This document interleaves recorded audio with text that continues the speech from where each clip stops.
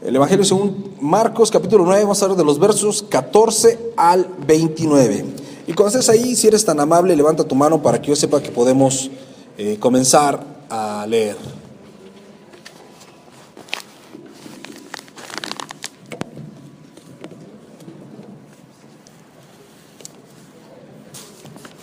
¿Listo? ¿Ya estamos todos ahí en Marcos?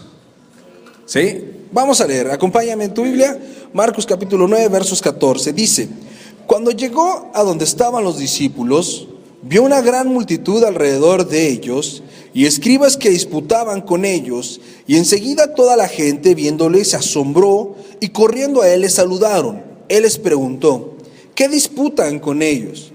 Y respondiendo uno de la multitud, dijo: Maestro, traje a ti mi hijo, que tiene un espíritu mudo, el cual donde quiera que le toma le sacude y echa espumarajos y cruje los dientes y se va secando. Y dije a tus discípulos que le echasen fuera y no pudieron. Y respondiendo él les dijo: oh generación incrédula, ¿hasta cuándo he de estar con ustedes? ¿Hasta cuándo he de soportarlos? Tráiganmelo. Y se lo trajeron.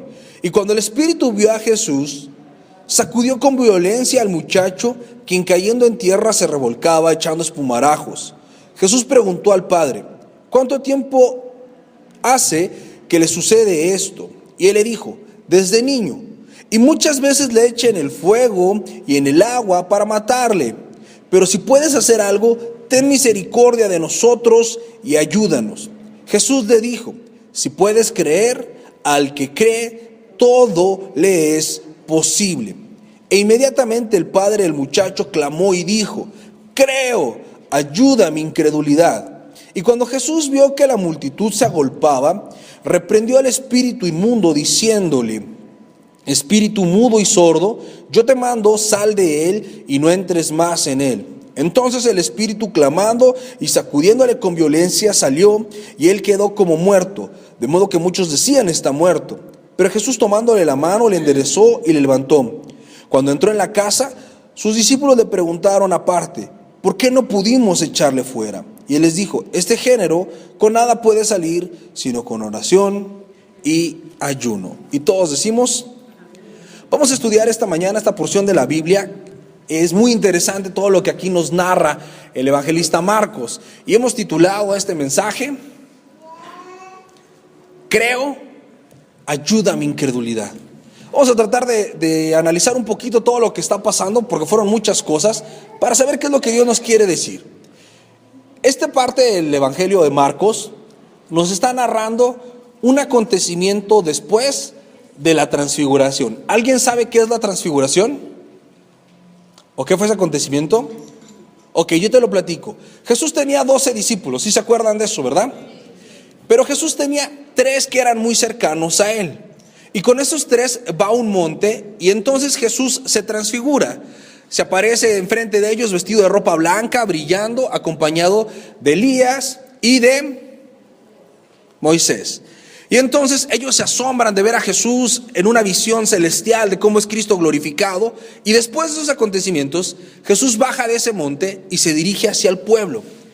Y piensa la escena: baja Jesús y lo primero que ve es una multitud. Había un chorro de gente, y en medio de esa multitud 2 grupos de personas peleándose. Estaban por un lado los 9 discípulos que no habían ido con él al monte, y por otro lado los escribas. Y estaban ahí peleándose y la multitud haciéndoles bolita. Y es justo ahí donde comienza nuestra historia, y dice: y cuando llegó Jesús llegó a un evento donde había un conflicto, había un pleito. ¿Alguna vez has visto a gente que se pelea en la calle? ¿Sí o no? Basta que haya 2 señoras gritándose para que aquello se vuelva una multitud, ¿no? O sea, nadie sabe qué está pasando, pero quieren ver quién va a ganar. Así estaban estos metiches ahí viendo cómo se ponía duro el asunto. Y fíjate que ocurre algo muy interesante. Cuando Jesús se acerca a ellos, la multitud deja de interesarse en el pleito y corren a saludar a Jesús. ¿Por qué habrá sucedido eso? ¿A poco es muy normal que si afuera hay dos personas peleándose, están gritando, toda la multitud está agolpada y llega alguien? ¿Es normal que la gente se dé cuenta que alguien llegó? No, porque están metidos en el chisme, están viendo a ver qué está pasando ahí. ¿Por qué se habrán dado cuenta que Jesús llegó? Porque venía del monte de la transfiguración. Jesús era diferente, lucía diferente a los demás, y por eso dice que todos se asombraron y fueron a saludarle. Y ahorita vamos a revisar por qué es importante esto. Y entonces Jesús se da cuenta que entre esa multitud de personas hay 9 individuos que a él le interesan mucho. ¿Quiénes eran esos 9 individuos? Sus discípulos. Aunque toda la multitud quería saludar a Jesús, ¿Jesús le hizo caso a la multitud? No. Jesús se fue directo con sus discípulos y les pregunta: ¿por qué se están peleando con esos? ¿No? Así le dice: ¿qué es lo que pelean con estos? Y los discípulos le responden: no, mira, vamos a leer tu Biblia para que me creas que no. Lo acabamos de leer. Dice en el verso 16: y les preguntó: ¿qué disputan con ellos? Y en el verso 17, fíjate: y respondiendo uno de la multitud. ¿Los discípulos le alcanzaron a contestar a Jesús?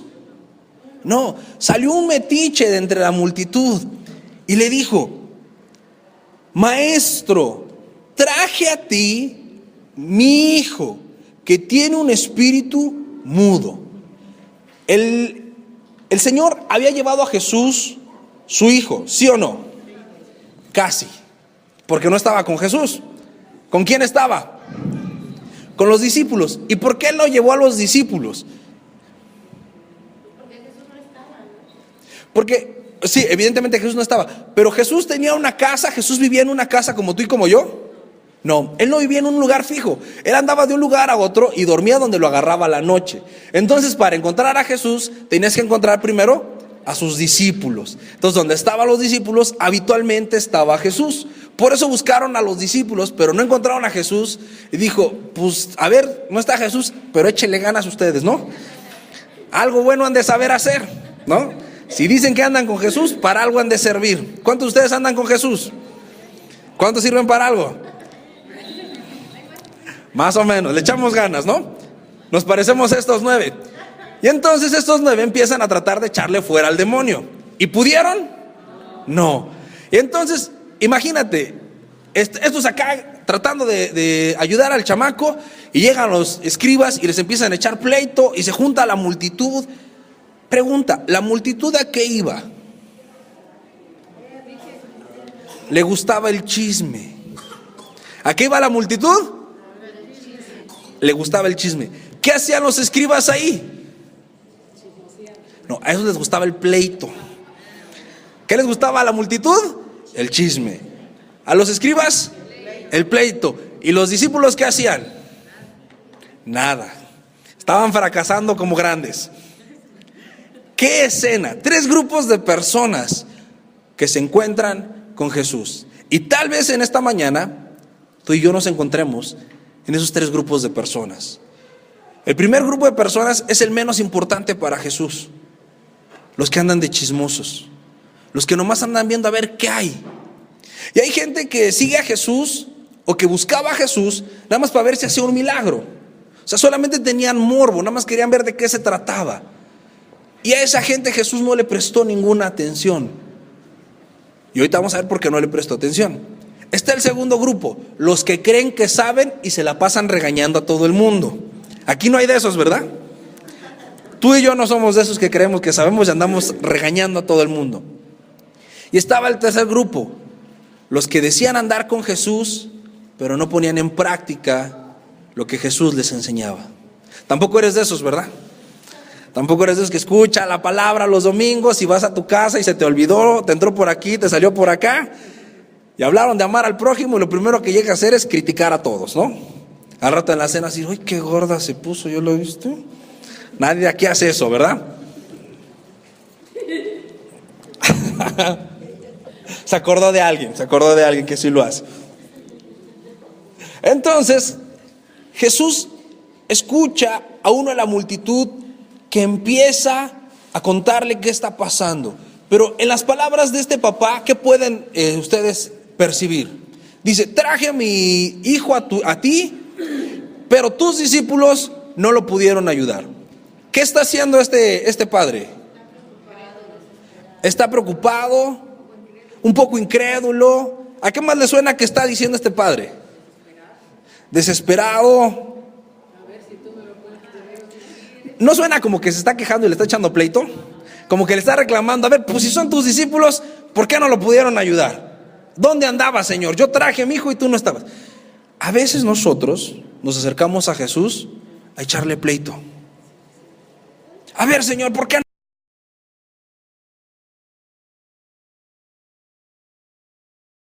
no me ayudaste? ¿Y por qué no sé qué? Y estamos exigiéndole a Dios que no interviene. Jesús vuelve a hacer lo mismo que hizo con la multitud.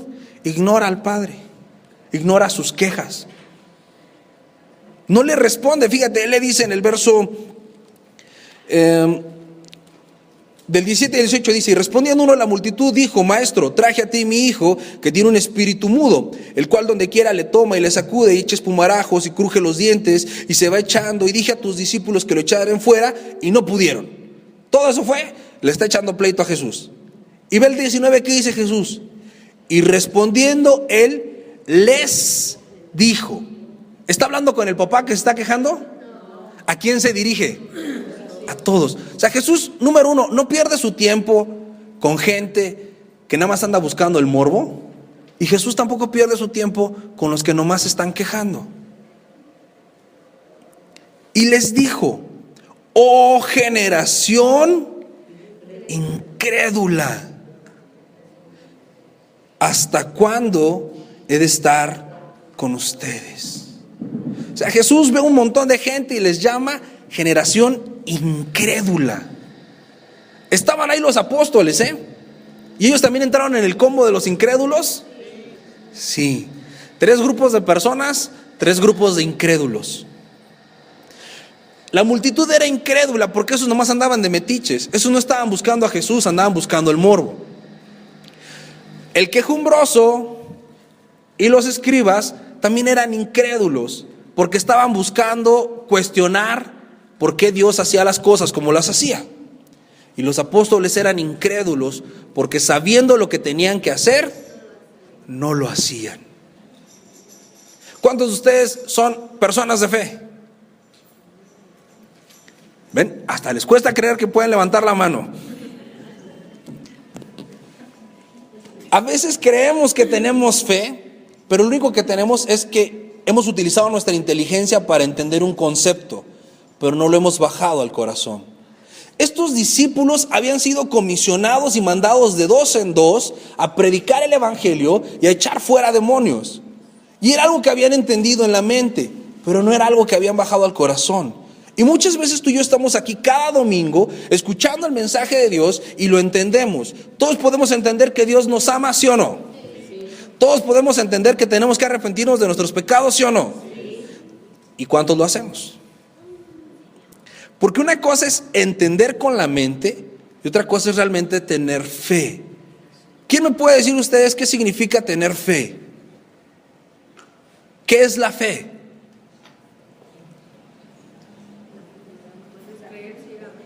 Creer ciegamente, por ahí va. Fe es certeza y convicción de lo que se espera. Certeza y convicción. Cuando yo tengo certeza y convicción, yo tengo 100% de seguridad en algo. Cuando yo sé que Dios me ama, cuando tengo fe en que Dios me ama, yo no voy a andar dudando que Dios me ama. Y a veces nosotros ahí andamos quejándonos, ¿no? Nos encanta tirarnos al piso para que Dios nos levante, ¿no? Ay, Señor, es que de mí no te acuerdas. ¿Por qué no me bendices? ¿Cuántos solteros hay acá? Levanten su mano los solteros, ¿no? ¿Ya no hay solteros? Ah, miren, Dios es bueno acá, puros casados. Entonces, ¿cuántos están felizmente casados? Levanten su mano. Y a veces se preguntan: ¿por qué escogí esta pareja, Señor? ¿Qué estaba pensando? ¿Por qué no me abriste los ojos antes? ¿Cuántos de aquí tienen hijos? ¿Te has preguntado qué rayos le pasa a mis hijos? Y entonces, aunque sabemos que Dios es bueno y que Dios nos cuida y que Dios tiene el control de todas las cosas, cuando vienen los momentos de prueba, lo primero que hacemos es dudar. ¿Estás conmigo, Señor? ¿Sí me oyes? Hay personas que me dicen, siento que Dios no me escucha. Ya le clamé, ya oré y no me responde. ¿Ese está creyendo? No, ese está siendo como el papá que está de quejumbroso, que está buscándole peros a Dios. Y por eso Jesús les dice, oh generación incrédula. No hay mayor ofensa a Dios que dudar de Él. ¿Dios dice mentiras? Entonces, ¿por qué lo tratas como un mentiroso? ¿Por qué dudas las promesas? ¿Por qué una mala noticia la crees y una promesa en la Biblia te cuesta trabajo? ¿Por qué crees que Dios es como tú? Mentiroso. Pero Él no es como tú ni como yo. Entonces Jesús por eso dice esa expresión con fastidio, decir, ay, incrédulos, ¿hasta cuándo he de estar con ustedes? ¿A Dios le gustan los incrédulos? Le caen gordos. Dice la Biblia que el hombre de doble ánimo es inconstante en todos sus caminos. Y el doble ánimo es cuando no te decides. Cuando hoy crees y mañana no. Cuando dices, ahora sí lo voy a hacer, bueno, siempre no. Con Dios no funciona eso. Es todo o nada. Por eso Jesús se molesta con esta generación, desde los apóstoles hasta el último chismoso, por incrédulos, por acercarse a Dios con incredulidad. Dice la Biblia que cualquiera que busque a Dios tiene que creer que existe Dios y que Dios recompensa a los que le buscan, porque sin fe es imposible agradar a Dios. Estamos terminando un año donde a lo mejor hemos sido esa generación incrédula, que queremos que Dios haga milagros con nosotros, que queremos que Dios nos ayude, pero nos la pasamos dudando que Él puede y queriéndole dar ayudaditas. El que confía realmente en Dios no lo cuestiona, no duda, no se queja, confía y espera sabiendo que Dios va a hacer lo que dijo que iba a hacer. Y fíjate, cuando les dicen crédulos, termina diciendo, tráiganmelo. ¿Para qué quería Jesús que le llevaran al muchacho? Porque les iba a demostrar quién era Él y lo mal que estaban al estar dudando de Jesús. Y otra vez el papá. Se lo llevaron y Jesús le preguntó al padre, ¿cuánto tiempo hace que el chico está así? ¿Cuál fue la pregunta? ¿Cuánto tiempo hace? ¿Le preguntó qué más hace? No, le preguntó cuánto tiempo hace. Y escucha la respuesta del papá. Desde niño hasta ahí había respondido la pregunta, ¿sí o no? ¿Fue lo único que dijo? No. Como buen hombre atribulado, sin fe y quejumbroso, empieza. Y muchas veces lo tira en el fuego y otras en el agua para matarlo. ¿Cómo sabía el papá que lo quería matar? ¿Qué platicaba con el diablo? ¿Y ahora para qué lo echaste ahí? Ah, es que lo quiero matar. ¿Cómo sabía el papá que el demonio lo quería matar? Se estaba haciendo su tormenta. ¿A quién le ha pasado que te haces tu tormenta en un vaso de agua? Y que exageras las cosas. Y que de un problemita así chiquito, ya lo hiciste toda una telenovela. Aquí están como este señor. Dice, pero si puedes hacer algo, fíjate otra vez su oración incrédula. Pero si puedes hacer algo, ten misericordia de nosotros y ayúdanos. ¿Cuántas veces le has orado a Dios teniendo miedo de que te quiera ayudar? Señor, yo no sé si es tu voluntad, pero apiádate de mí. Ayúdame. ¿Tú crees que la voluntad de Dios es que tú estés todo atribulado y derrotado? No. Si Dios te pone en una prueba, ¿es para que te mueras? No. Todo lo proviene de Dios, todo lo que proviene de Dios es bueno y obra para bien. Entonces, ¿por qué oras con duda? ¿No dice la Biblia que cualquier cosa que pidieras creyendo en tu corazón y no dudando, ¿lo vas a recibir? ¿Cómo oras últimamente? ¿Con cuánta fe oras? Hay gente que dice, no, yo por eso ya ni oro. Ya, me di por vencido. Sé que mi marido no va a cambiar, sé que no va a dejar de tener deudas. ¿Cuántos de ustedes creen que Dios los ha llamado a servirle? Levante su mano, ¿quién dice? Yo sé que Dios me llamó a servir. ¿Y a poco crees que ahí sentado te va a usar? Porque a veces también nos pasa eso, ¿no? Yo creo que Dios quiere hacer algo con mi vida, pero aquí lo voy a esperar hasta que lo empiece a hacer. Así estaban los discípulos. Tenían un llamado para hacer algo, pero no podían hacerlo, porque dudaban. No sabían si era de veras que Dios los iba a usar, si era de veras que Jesús iba a hacer lo que Él dijo que iba a hacer. Y entonces Jesús reprende al espíritu, lo echa fuera. Y cuando, se me olvidaba la parte más importante. Después de que el papá le contesta esto, Jesús le dice, si puedes creer, al que cree, ¿qué? Todo le es posible. Yo te pregunto esta mañana, ¿puedes creer? Si tú puedes creer, al que cree, todo le es posible. Todo le es posible. Y fíjate la respuesta bien interesante del papá, ¿no? E inmediatamente el padre del muchacho clamó y le dijo, creo. ¿Qué dijo? Creo. Y fíjate con qué acompaña esa aseveración de creo. Ayuda a mi incredulidad. O sea, ¿creo o no creo? Él exactamente es lo que está diciendo. Yo creía que creía, Señor, pero ya vi que no creo. Entonces, ayúdame a creer. No tengamos una fe falsa, una fe intelectual de que entendemos solamente conceptos. Vivamos de acuerdo a esos conceptos que hemos escuchado. Jesús, te decía al principio, llegó a donde había un conflicto. ¿Para qué llegó Jesús a ese lugar?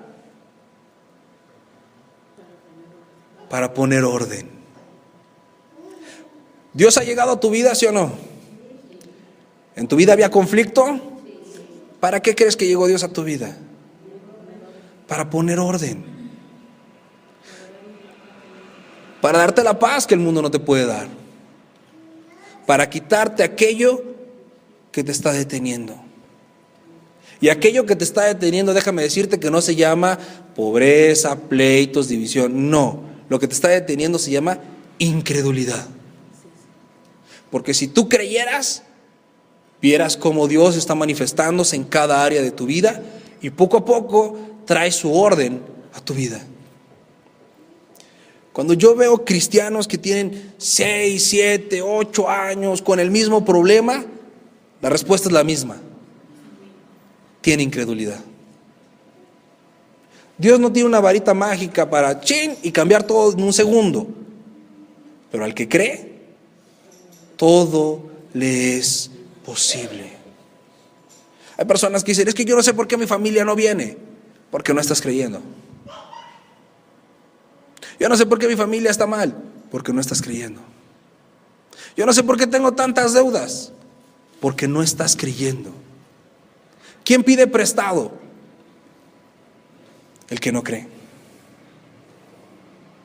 Date cuenta, tienes un problema económico. ¿Qué es lo primero que haces? No es orar. ¿Qué es lo primero que pasa por tu mente? ¿Quién me va a prestar? ¿A quién le pido? ¿A quién le pido? ¿Eso es creer? No. ¿Tienes un problema con tus hijos? ¿Qué es lo primero que piensas? ¿Voy a orar por él? No. ¿Qué voy a hacer? ¿Lo corro en la casa? ¿O le doy chance otra vez? ¿Eso es creer? No. Somos a veces esa generación bien incrédula, que no cree en lo que Dios dice y por eso no ve el poder de Dios en su vida. Va a comenzar un nuevo año. ¿Puedes creer? Al que cree, todo le es posible. Cuando Jesús echa fuera al muchacho, se da cuenta que la multitud se le va a venir encima, se le agolpa. ¿Y qué hace Jesús con la multitud? Otra vez la ignora y se mete a una casa. ¿Por qué Jesús ignora varias veces a la multitud?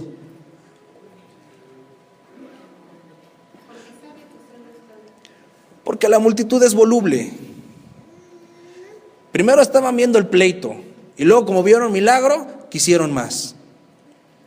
Yo te doy un consejo: no vengas a buscar un milagro, ven a buscar a Dios. Porque el milagro dura un ratito, pero tener a Dios es para siempre.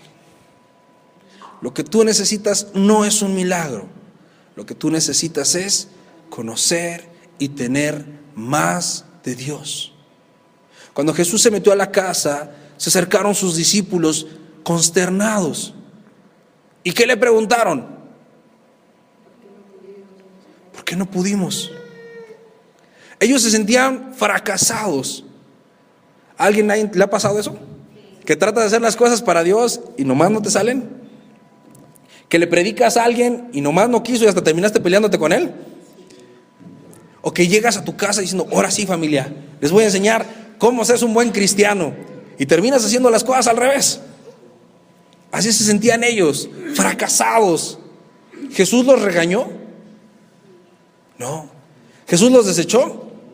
Dijo: bueno, como ustedes 9 son muy mensos, me buscaré otros 9. ¿Dijo así? No. Jesús con amor les explicó en qué se equivocaron.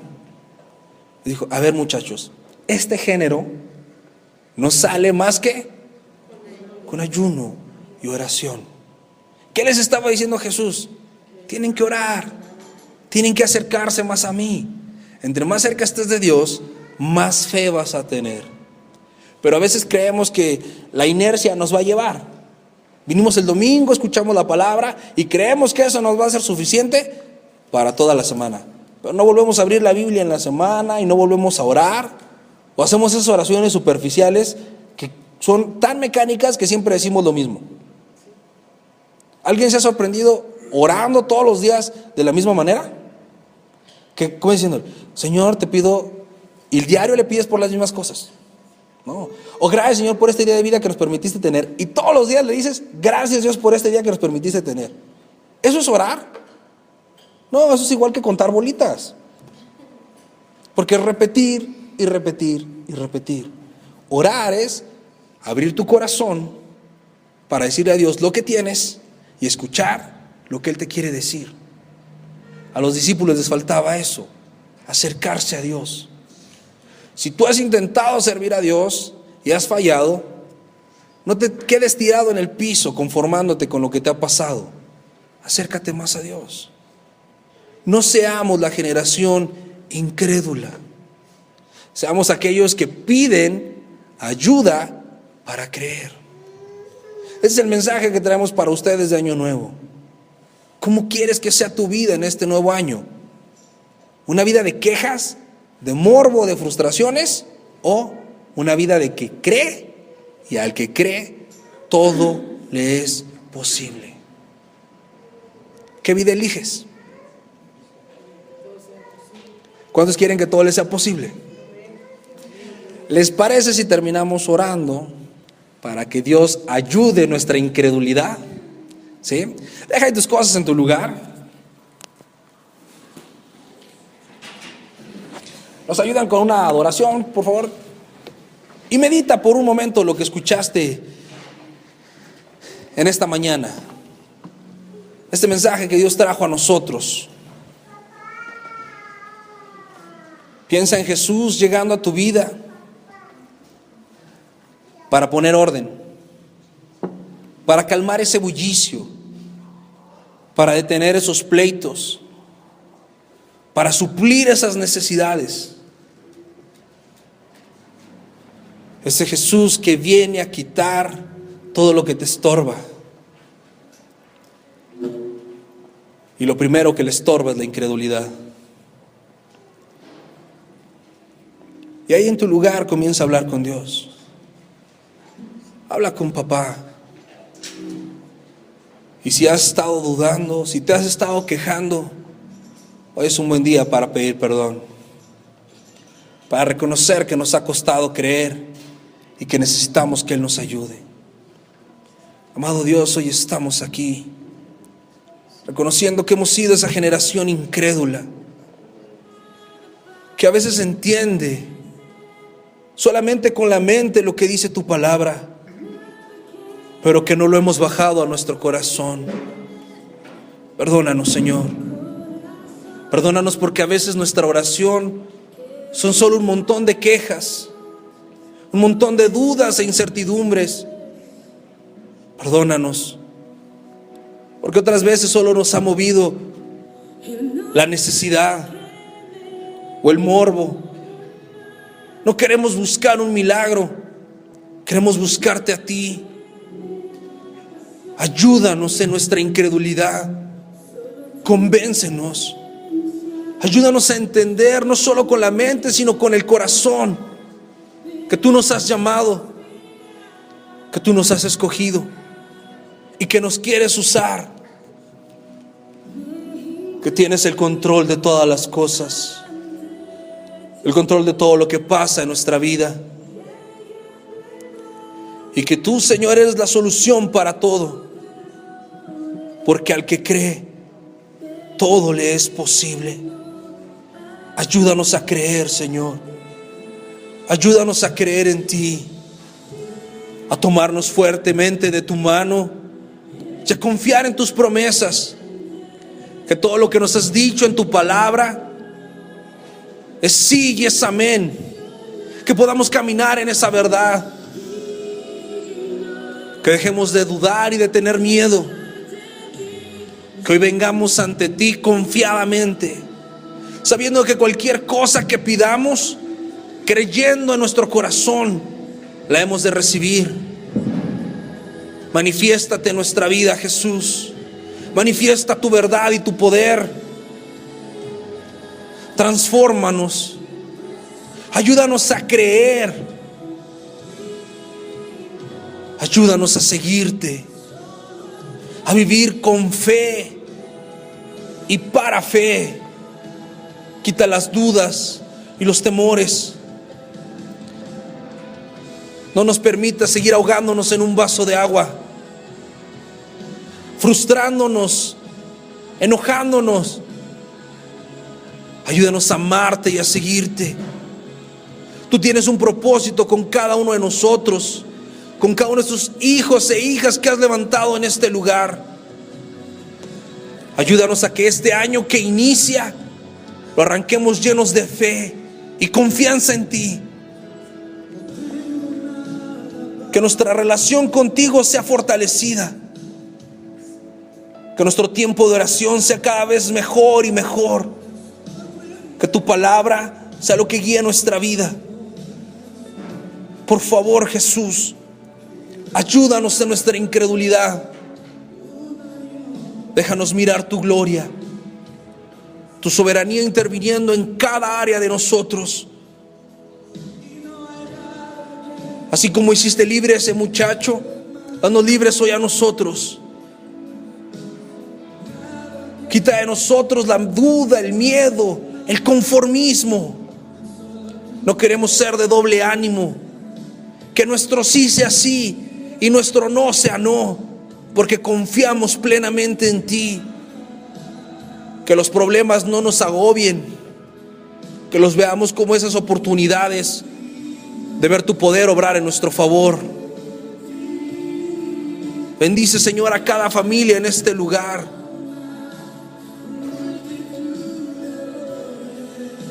Fortalece, Señor, los lazos matrimoniales, la relación de los padres con los hijos, entre hermanos. Ayúdanos a amarnos, pero sobre todo amarte a ti por sobre todas las cosas. A ser personas de fe, que creen y que viven para ti. Úsanos con poder, Señor. Ayúdanos a creer en lo que estás haciendo y en lo que harás en nosotros y a través de nosotros. Fortalece al débil. Si alguien, Señor, se había dado por vencido, hoy levántalo y renueva sus fuerzas. Si alguien estaba desesperado, muéstrale tu luz. Ayúdanos a levantar alas como las águilas, a correr y no cansarnos, a caminar y no tropezarnos, a ir en pos de ti, creyendo en ti y confiando en ti. Hoy los bendecimos, Señor, en tu santo nombre, y te damos gracias por todo lo que nos has dado y por todo lo que tienes preparado para nosotros, porque sabemos que eres bueno, que en ti podemos confiar, que has llegado a nuestra vida para poner orden, porque eres bueno en gran manera, porque tus pensamientos son de bien y no de calamidad para nosotros. Ayúdanos a crecer en fe, a disfrutar y a comprobar que tus palabras son verdaderas y que tus promesas son seguras, que harás con nosotros todo lo que has prometido, porque tú no eres hombre para mentir, ni hijo de hombre para arrepentirte. Gracias, Jesús, por amarnos, por llamarnos, por ayudarnos a creer. Bendecimos tu santo nombre, Señor. A ti sea toda la gloria y toda la honra, la adoración y la alabanza, Señor, por los siglos de los siglos. Amén y amén. Dale un aplauso a Dios.